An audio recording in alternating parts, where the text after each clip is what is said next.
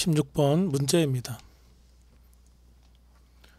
초고층 건축물에서 방화문의 주요 기능은 파이어 도어는 화재가 발생했을 때 불과 연기의 확산을 제한하거나 지연시키는 기능을 하는 그런 내화성 문입니다. 초고층 건축물은 수직으로 높기 때문에 한 층에서 시작된 화재가 위층으로 빠르게 번질 수 있어 방화문은 피난 계단실, 복도, 전기실, 기계실 등 주요 구획에 반드시 설치되어야 합니다. 방화문의 주요 기능은 연기를 차단한다. 화재로 인한 연기, 유독 연기의 피난 경로 유입을 방지합니다. 그 다음에 화염 확산 방지를 한다. 일정 시간 동안 불의 전파를 차단하여 피난 시간을 확보합니다. 내화 성능이 있죠. 30분, 60분, 90분, 120분 등의 등급에 따라 내화 성능이 다르죠. 자, 자동 폐쇄 기능이 있습니다. 자동으로 닫혀서 공기름을 차단해 연기 및 열이 번지는 것을 막지요. 자, 우리 지문을 좀 보도록 할까요? 1번 보니까 소음 차단, 일부 차단 그 차음 기능이 있을 수는 있지만 주 기능은 아닌 것이죠. 2번을 보면 연기 및 화재 확산 방지, 이게 정답인 거죠. 방화문의 핵심 기능입니다. 3번을 보면 에너지 절약, 단열 기능은 부수적일 수 있으나 원래 목적과는 무관한 것이죠. 4번의 미관 개선, 미관이 미려할 수는 있지만 기본적인 목적이 최우선입니다. 방화문은 화재 시 연기와 화염의 확산을 막아 사람들의 안전한 피난을 보장하는 필수 방제 설비입니다. 따라서 초고층 건축물에서의 방화문의 주요 기능은 2번 연기 및 화재 확산 방지가 되겠습니다. 다음은 17번입니다. 초고층 건축물 화재 시 옥상 대피의 적절성은, 초고층 건축물 화재 시 옥상 대피는 일반적인 피난 경로가 아닙니다. 실제로는 위험성이 크기 때문에 가급적 피해야 하며 특수한 상황, 예를 들어 하부 피난로가 차단되고 헬기 구조가 가능할 때에만 제한적으로 고려됩니다. 그렇다고 한다면 옥상 대피의 문제점은 뭐가 있을까요? 열기 및 열 상승으로 인한 옥상 접근 자체가 위험하죠. 두 번째는 구조 헬기 접근 어려움이 있죠. 도심고층 빌딩 밀집 그러한 지역이나 기상 상태에 따라 구조가 불가능할 수도 있죠. 세 번째는 피난 경로 확보가 어렵죠. 옥상 출입문이 잠겨 있거나 진입이 불가능한 경우도 많죠. 네 번째는 옥상 대피는 반드시 알아야 할 건 뭐냐면 최후의 수단이라는 거예요. 자, 1번 보면은 항상 권장됨, 오답이죠. 자, 일반적으로 권장되지 않죠. 위험성 증가의 가능성이 있기 때문에 그렇죠. 2번 구조 헬기만 이용 가능할 때 선택됨, 정답이죠. 특수 상황에서 헬기 구조가 가능한 경우에 한정되는 것이죠. 3번 보니까 절대로 해서는 안 된 예외적인 상황에서는 유일한 대안이 될 수 있겠죠. 4번 무조건 대피해야 하는 기본 경로다. 자, 기본 피난 경로는 수직 하향식 대피이며 옥상은 기본 경로가 아니죠. 초고층 건축물 화재 시 비상 대피는 기본적인 대피 방법이 아니며 하부 피난이 불가능하고 구조 헬기 접근이 가능한 경우에만 제한적으로 선택되는 것이죠. 따라서 옥상 대피의 적절성에 대한 답은 2번 구조 헬기만 이용 가능할 때 선택되는 것이 되겠죠. 18번 문제입니다. 초고층 건축물 화재 시 스프링클러의 주된 역할은, 스프링클러 설비는 화재를 조기에 진압하거나 확산을 지연하는 데 목적이 있습니다. 화재 발생 시 스프링클러 헤드가 열에 반응하여 자동으로 물을 방출하여 초기 진화를 수행합니다. 이 스프링클러 시스템의 특징은 열 감지에 의해 작동이 된다는 것이죠. 일반적으로 약 68도에서 74도씨의 열에 반응하여 헤드가 개방되죠. 두 번째는 소화수 방출로 초기 진압이 가능한 거죠. 화재 발생 시 그 발생 지점에만 작동하여 불필요한 피해를 줄이죠.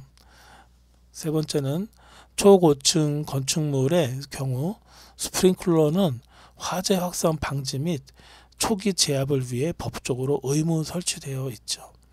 네 번째는 스프링클러 설치 시 화재로 인한 사망률 80% 이상을 감소시키고 재산 피해도 크게 줄어들죠.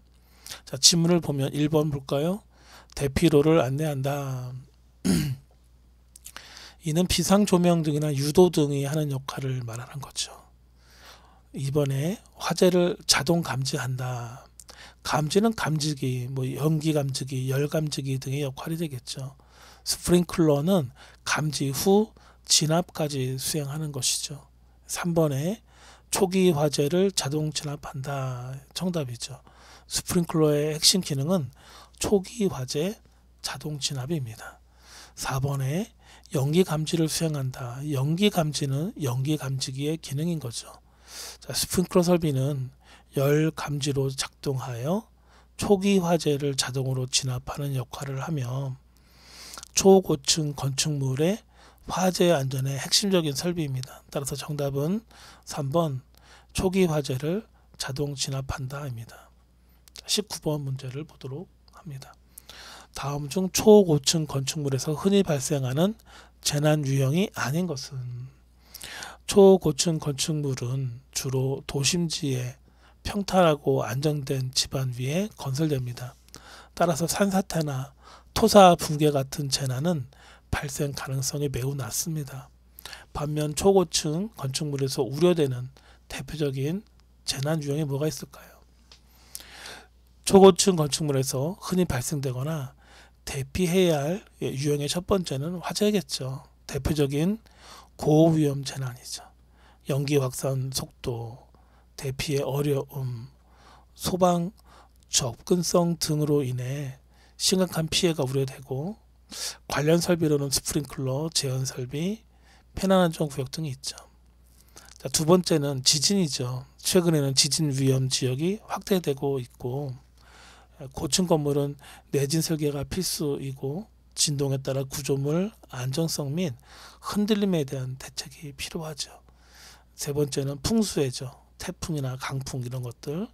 고층부일수록 강풍의 영향을 많이 받고 외장재가 낙하하거나 유리가 파손되거나 고소작업 위험이 증가되거나 배수 시스템 및 그다음에 외벽 안전 관리가 중요하죠. 토사 붕괴의 4번 이렇게 되어 있는데 보통 산지나 비탈길 인근에서 발생하는 재난이죠. 초고층 건물은 도심 평지에 위치하므로 발생 가능성이 극히 낮죠. 따라서 흔히 발생하는 재난은 해당되지 않죠. 자, 토사 붕괴는 초고층 건축물과는 관리성이 낮은 재난이므로 정답은 4번 토사 붕괴가 되겠습니다. 자, 20번을 보도록 합니다. 초고층 건축물의 재난 대비 훈련 중에서 테이블탑 엑서사이즈는 무엇을 의미하는가 이렇게 되어 있습니다. 테이블탑 훈련이죠. 테이블탑 엑서사이즈는 실제로 현장에서 훈련을 수행하는 것이 아니라 책상 위에서 시나리오를 바탕으로 참가자들의 역할에 따라 대응 방안을 토론하고 점검하는 훈련 방식입니다. 이 테이블탑 엑서사이즈의 주요 특징을 보면 첫 번째, 실제 현장 활동 없이 회의실에서 수행한다.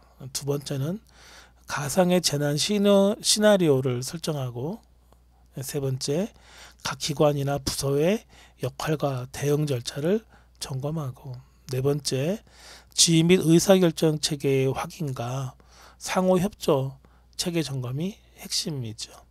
다섯 번째, 시간과 비용이 적게 들며 초기 교육 및 평가에 효과적이 되겠죠. 자, 우리 지문을 좀 보면서 우리 좀 잠깐 생각해보는 시간을 가져보도록 하겠습니다. 자, 1번 실제 상황에서 대규모 훈련을 한다. 이는 풀스케일 엑서사이즈, 즉 전면 훈련에 해당되며, 자, 인력과 장비를 실제로 동원하여 진행하는 방식이 되겠죠. 자, 3번을 보면, 자, 건물 외벽에서 대피 훈련을 한다. 이는 현장 대피 훈련 이렇게 되는데, 자, 익스크레이션 드릴이라고 하는데 테이블탑과는 성격이 좀 다른 것이지요.